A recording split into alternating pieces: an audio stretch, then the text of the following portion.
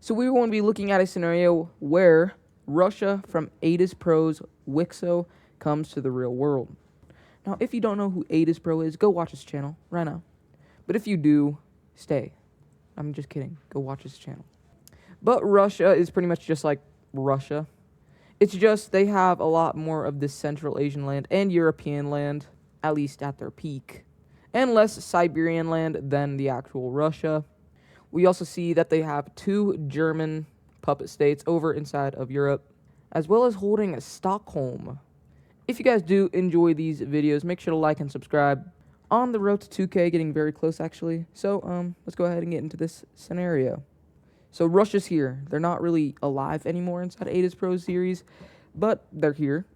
And you know, the Russians could just go ahead and go after Russia immediately, but they're not going to do that yet.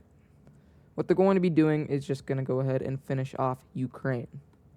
We see Russian troops enter into this Crimean region, at least where the gold team relies inside of his series. And they just do a lot of damage. They're pretty dang strong. Now, with all of Russia's pretty much valuable areas besides Caucasia, like this area, definitely probably the 3rd or 2nd strongest country in the world. So it makes sense why they're absolutely destroying Ukraine, and the Ukrainians are also kind of fractured. They lost Kiev, and soon enough, this whole left side falls. Crimea is a little bit harder to push all the way through, but eventually they break through and take all of Ukraine. Inside of a peace treaty, we see full annexation from Russia to Ukraine. After this, we just see Russia cleaning up the rest of Ukraine. Not Ukraine, Poland. Which immediately we just see it fully getting absolutely destroyed. Yeah, it's barely even alive, Poland. After the Russian annexation of Poland, we see them building up their army. And while they build up their army, I do want to say, because I forgot to say this at the start, shout out to Zaylance for getting me this map. And also go subscribe to Map Collective, a collective channel between me and other mappers. Really great channel. Just go check it out. After the Russians build up their military quite a bit, we see them going after Russia. Yeah, unfortunately for Russia, couldn't last this long. I mean, Russia probably would have already been dead, but they're not. What we see the Russians doing is focusing in on these Caucasian areas where there is a lot of oil. They make a crossing over here. Eventually, they take all of Black Sea coast. But there are some troops down here. Although Russia is weak, there are some troops which are going to stop the Russians. Over here, there's not much hope over here. We just see all of this falling over to Russia. Over in Siberia, it's a little bit harder to really get that far. They do go ahead and take this whole little lake right here. And they push into these more warmer areas. But up in the north, it's a lot harder. Although they are still pushing in to this area. But it's right here where we see China actually get involved. And they start invading into these areas right here. And this is just because, you know, Russia's pretty much collapsing. And, you know, what's not free land? After this Chinese invasion, it's pretty much over for the Russians. As on both sides, they are being invaded by Russians and Chinese. Now, Japan is involved. And they also start taking stuff. They take all of this island and then start setting up spheres of influence over inside of Siberia.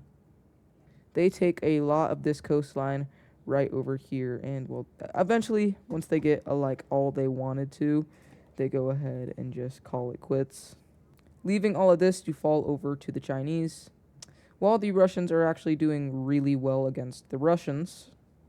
Eventually, all the northern regions just surrender over to Russia.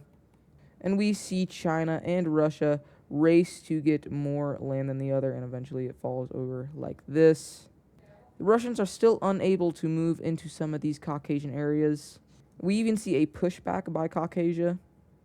But with the troops over here arriving back over here, at least some, we just see it all falling over to Russia. Starting off over here, we see the Romans fully annexing Caucasia and the Central Asian part. Now the Russians are getting a lot more oil for their country. They already had quite a bit, but with all this new Caucasian oil flowing in, they don't need freaking U.S. or like other areas to trade with them. As much, at least. Over here, the Russians take all of this.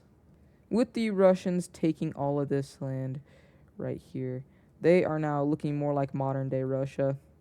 All of this over here falls over to Japan, actually. And all of this goes over to China.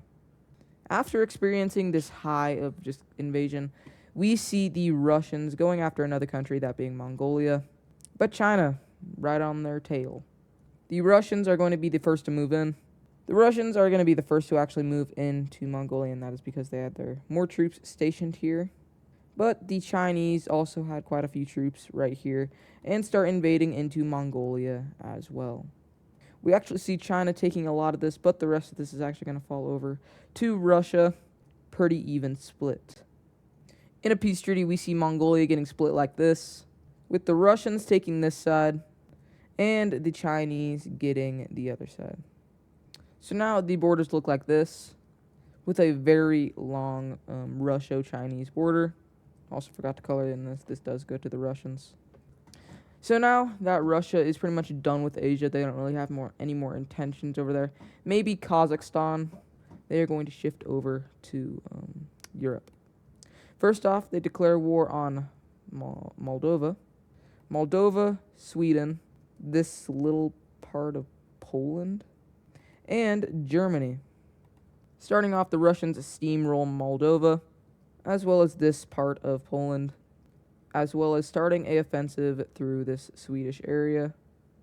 We see the Russians taking this island and focusing in up on the north, which they're actually doing really good on. They use their puppet state to invade into this part of Germany, as well as this area.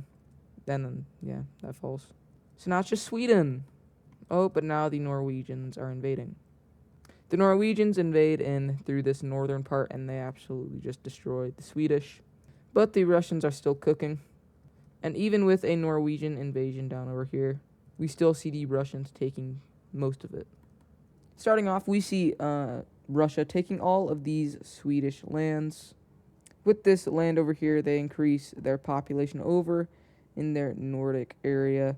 But they also get a lot of oil. At least I think they get oil. Norway does get some little areas over here that they invaded into, now connecting up with the actual Baltic Sea. And Sweden is going to unite with Finland. Over here, we see the annexation of Moldova and this part of Poland. Their puppet state takes this, this, and this. And, well, they also get this part right here, which then makes their borders look like this. And the orange puppet state is going to be getting all of these lands right here. We then see a unionized puppet state, unionized German puppet state. These guys decided to unite, and the Germans really had no opposition. No, not the Germans, the Russians. Kind of feels fitting to name them Germans. But that is where this video is going to end. If you guys did enjoy it, make sure to like and subscribe. And please let me know if you want more videos like this. Anyways, I'll see you guys in the next episode. Good. But not the next episode, the next video. Bye-bye. And a special shout out to our members, PJ Likes Shadow, Eddie, and Gail Martinez. Thank you guys.